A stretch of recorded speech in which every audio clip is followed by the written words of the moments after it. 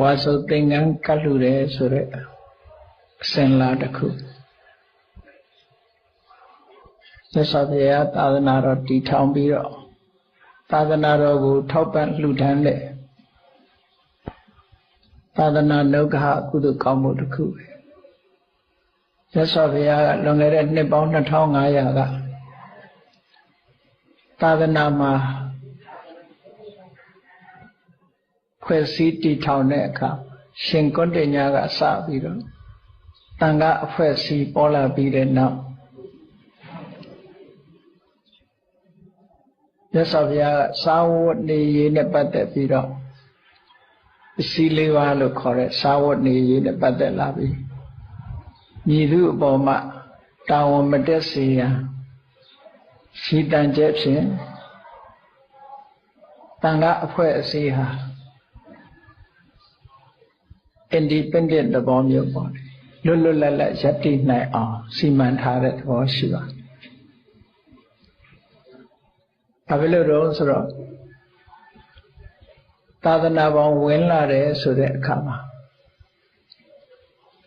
အိမ်မှုကိစ္စစီးပွားရေးကိစ္စတွေအားလုံးကို renounce လုပ်ခဲ့ဆွန့်လိုက်ရတာလို့မိသားစုဘဝလည်းဆွန့်လိုက်တယ်ပိုင်ဆိုင်မှုတွေအားလုံးလည်းဆွန့်လိုက်တယ်အဲ့ဒီဆွန့်လွတ်မှုတွေလုပ်ပြီးတော့မှဘာမှမရှိတော့တဲ့အနေအထားတစ်ခုပေါ်မှာမူတည်ပြီးတော့တရားဓမ္မကိုရှားကြံကြအကျင့်ကြံကြ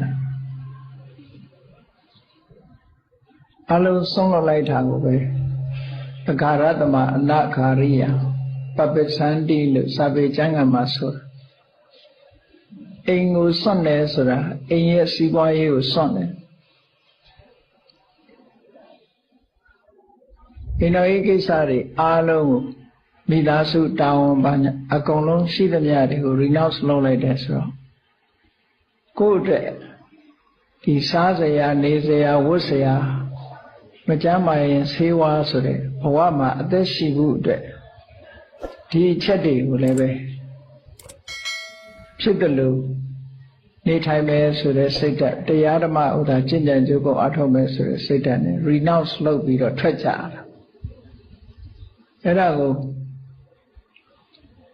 householders life ကနေပြီးတော့ houseless life လို့ဒီလိုပြန်ညတာပေါ့နော်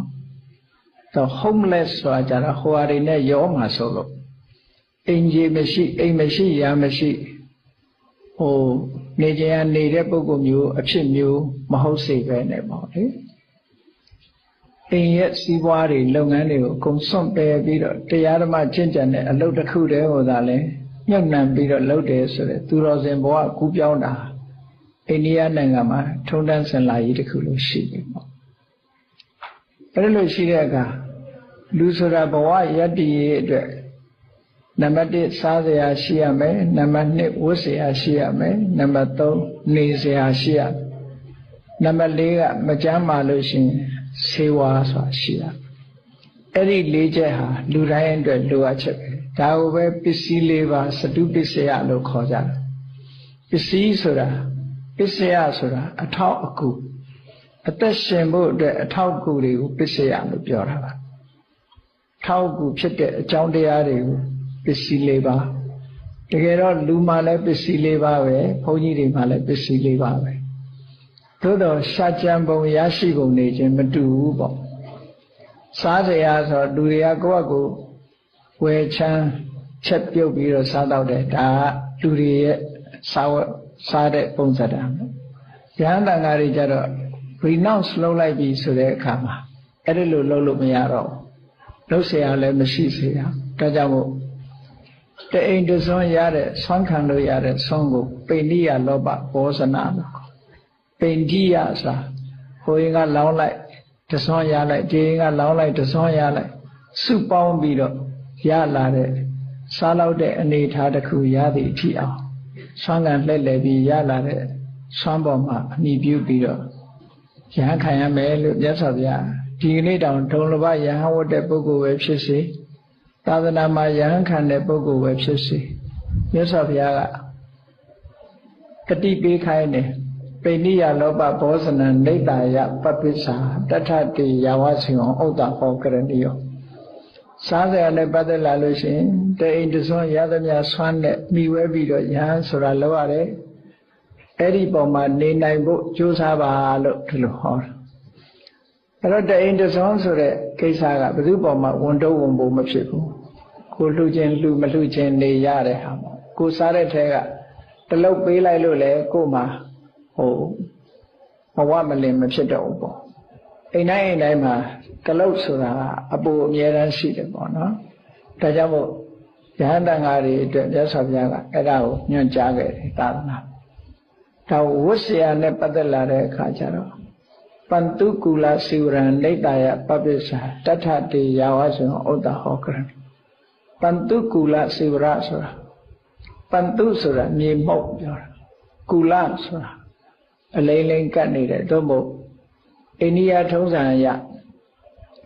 dead body ကိုသူပိတ်တဲ့အုပ်လုံးကုန်အောင်ပတ်ပြီးတော့မှစွန့်ပစ်လေးရှိကြတယ်အဲ့ဒီလူတွေကောင်ကိုပတ်ပြီးတော့ပစ်ထားတဲ့အဝတ်တွေဒါပန္တုကူလစီဝရနောက်တနည်းအားဖြင့်ကိုမလိုချင်တော့လို့မောတော်လို့ပစ်ထားတဲ့အဝတ်တွေအမိုက်ပုံတို့ဘာတို့ကနေပြီးတော့ကောက်ယူပြီးတော့ချုပ်တဲ့အဝတ်ထိုခေတ်မှာအလွယ်တကူရှာရနိုင်တယ်ပေါ့အဲ့ဒီအဝတ်ဟာယဟန်တန်ဃာတွေအတွက်ဝတ်ဆရာပဲလို့ဆိုပြီးတော့မြတ်စွာဘုရားကပန္တုကူလစီဝရခွင့်ပြုခဲ့တယ်နောက်နေစရာနဲ့ပတ်သက်လာတဲ့အခါကျတော့အဲ့ဒီခေတ်ကတစ်တော်တွေကမပြုံးသေးတော့ရုက္ခမူလသေနာတနာနေတယပပိစ္ဆာကျုပ်ဆင်းရဲတဲ့အိမ်မဆောင်နိုင်တဲ့ပုဂ္ဂိုလ်တွေကတစ်ပင်အောက်မှာနေကြတဲ့အစဉ်လာရှိပါအဲ့တော့တစ်ပင်အောက်ဆိုတာအတော်ရောက်တစ်ပင်ကြီးတွေအမိုးလေးလုံနေပေါ့လေအဲ့ဒီမှာအမိုးကာလေးနည်းနည်းလောက်လုံးလိုက်တာနဲ့လုံချုံဖြစ်သွားတယ်အဲ့ဒါကြောင့်မလို့တစ်ပင်ဆိုတဲ့နေရာဌာနဟာကိုယ့်အတွက်နေစရာခိုးလုံးစရာရှယ်တာပဲလို့အဲ့ဒါကိုမိပြုပြီးတော့ယဟန်ဆိုတာနေရမယ်လို့ဆိုပြီးတော့သာသနာစတဲ့အခြေအနေတုန်းကဒီတိုင်းထားတာပေါ့နော်ဆေးနဲ့ပတ်သက်လာတဲ့အခါကျတော့ပုတိမုဒ္ဒဘေတစ္ဆာပုတိမုဒ္ဒဆိုတာနွားကျင်ငယ်ကိုပြောတာနွားကျင်ငယ်ဆိုတဲ့ဆေးအဲ့ဒီအာယုဝေဒဆေးချမ်းအရာဆိုရင်နွားကျင်ငယ်က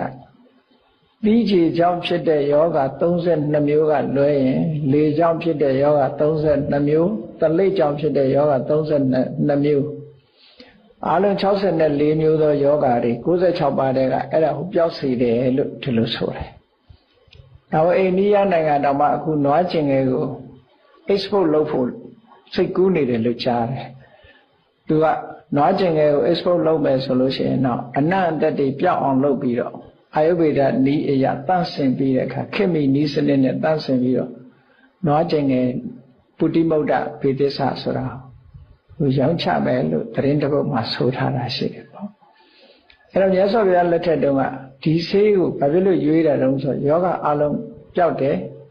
ဆရာဝန်ဆေးသမားစီသွားเสียမလိုဘူးသွားเสียမလိုပဲနဲ့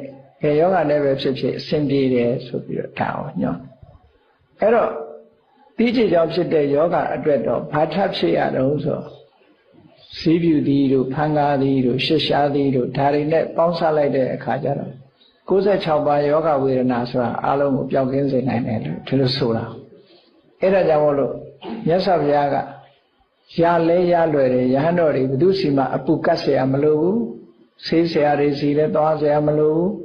ဆေးအတွက်လည်းပဲပင်ပန်းတကြီးရှားเสียမလို့ဘူးဒါကယောဂမှန်သမျှလည်းပဲတက်တာပျောက်ကင်းနိုင်တယ်ဆိုပြီးတော့ဒီဆေးကိုညွှန်တာနော်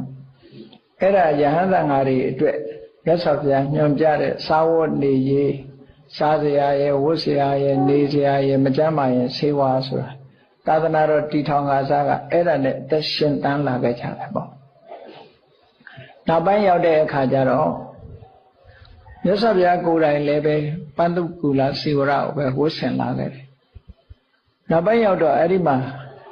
ဆေးပညာမှာထိတ်တန်းဖြစ်သွားတဲ့ဆရာဇီဝကဆိုတဲ့ဆရာကြီးကဟိုအဝန္တိတိုင်းဥစ္စေနီပြည်အဲ့ဒီနိုင်ငံဒီကနေ့ခေတ်တော့ဥစ္စေနီကိုအိန္ဒိယနိုင်ငံသားတွေကအုတ်ချေးလို့ခေါ်တယ်အဲ့ဒီမြို့လေးလည်းရှိသေးတယ်ခနေ့ထိဘုံဘေဘက်မှာအဲ့မြို့ကလေးရှိတယ်အဲ့ဒီဥစ္စေနီပြည်ကိုအုပ်စိုးတဲ့စန္ဒပိစ္ဆောဒမင်းဆိုတာရှိတယ်